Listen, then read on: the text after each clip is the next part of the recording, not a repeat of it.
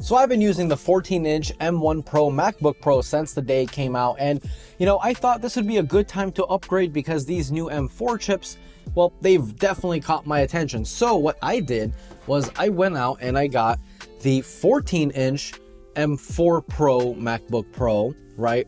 And I noticed something, and what I noticed I didn't really like, especially because these computers aren't really cheap, and if I'm going to be paying so much money for it, I want it to be worth it, especially if I'm going to be using it for the next 4 or 5 years. So I decided I'll be sending back the 14-inch MacBook Pro, and instead I got this straight up behemoth. I don't know, it doesn't even fit into frame. So let's go ahead and see what's new with this beast and why I think if you're getting the Pro or the Max chip, you'll benefit more from the 16-inch than you would with the 14-inch. So there are no physical design changes with this year's MacBook Pro, and I think that's perfectly fine. The bezels are already nice and slim, giving the laptop a nice modern appearance, and if you pair that with the incredible display, you'll probably spend more time watching movies on here than your actual TV, because, well, that's just how good the display is on these MacBooks. I mean, they are just, they're incredible. Now, even though this display is crazy bright, you can make it even brighter by downloading an app called Better Display. It's not sponsored, by the way. They're not paying me to say this. It's just genuinely a great app. And if you have an external monitor like I am, you'll actually be able to control the brightness of the monitor using your Mac's keyboard, which you can't if you don't download that app. And I believe it's free anyway, so why not? Check it out. Now, the thing that shocked me is just how quiet this computer is. I mean, it is so crazy to me, So right now we're sitting at 26 Celsius and at 0 RPM fan speed. I'll even show you guys right now. So right there, 26 Celsius, 0 RPM. That's wild. And that's kind of what I noticed. More often than not, the fans don't even come on. And when they do come on, they are a heck of a lot quieter than the 14-inch M4 Pro MacBook Pro. In fact, here's a comparison. So we are about 5 minutes into our stress test on Cinebench, and the fan speeds are at, let's see, 3,100. We're at 80 degrees, and this is the fan sound. So as you guys can tell, it's just barely there. I'm gonna go ahead and shut up now.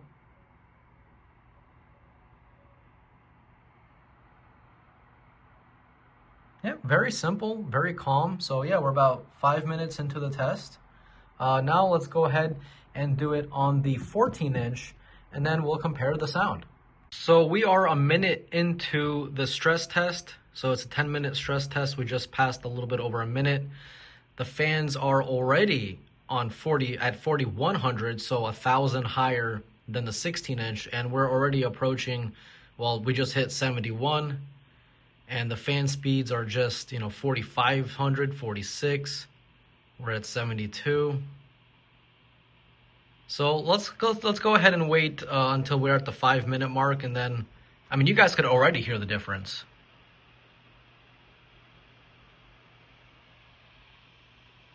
$5,200, 53, 54. I mean, it's just getting louder and louder by the second. So let's go ahead and wait, like I said, till the 5-minute mark.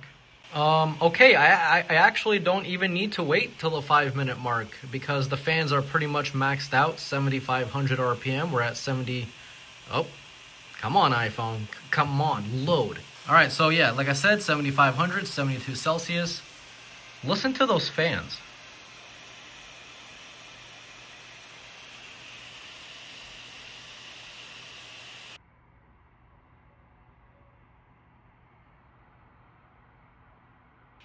So I went ahead and closed the program, no point to continue. But obviously, this test was kind of pushing the computers to the absolute maximum.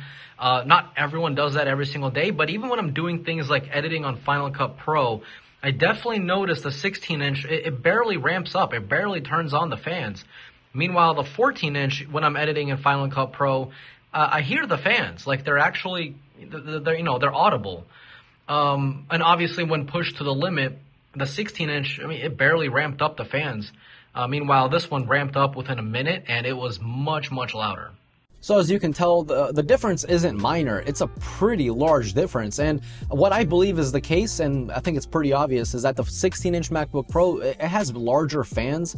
So those fans don't have to spin as fast to move the same volume of air as smaller fans do whenever they do ramp up that RPM, like on the the 14-inch MacBook Pro. So, I mean, especially if you're getting the Max chip, the M4 Max, don't get it in the 14-inch. It's going to be throttling quite a bit.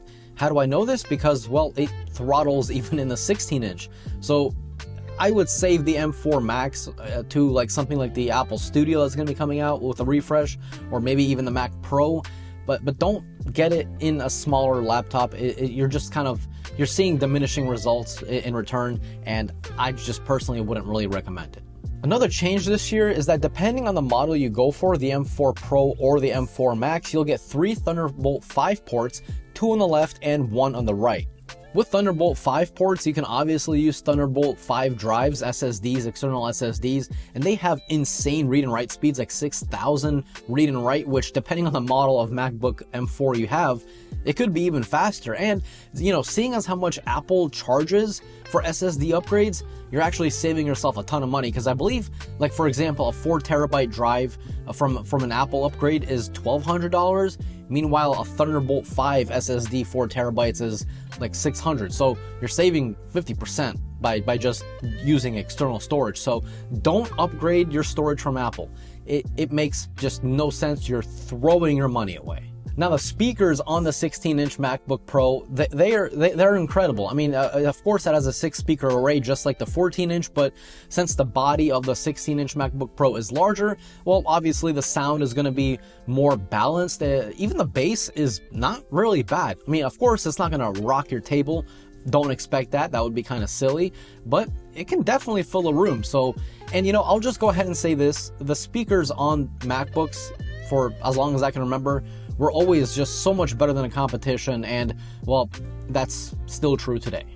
So Final Cut Pro recently released a big update, Final Cut Pro 11, which added some AI features, and one of those features, one of my favorite features actually, is the magnetic mask, which lets you do something like this if you want, right? You can get creative, or maybe something like this, right? Now you guys can't see me, you don't know who I am. I could be an imposter, who knows? And it's as easy as selecting the object, and the computer just kind of handles the rest. I mean, the things you can do with this is honestly unreal if you put your creativity to the test. And I'm saying all this because even with all that, even with motion VFX, LUTs, 10-bit video, 4K RAW, I mean, this computer, it doesn't care. It just rips through anything that you put it through. In fact, I don't even think I'm using 5% of its power.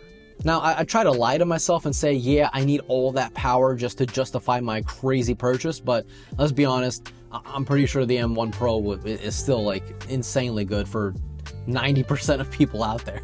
For the first time since like 2012 or something, Apple has brought back the matte display, and they're calling it the nano textured display. Now, personally, I didn't get it because, well, I don't need to. There's no windows behind me, nothing's like shining onto my screen, and this is the room that I always use my computer in, so I personally didn't need it.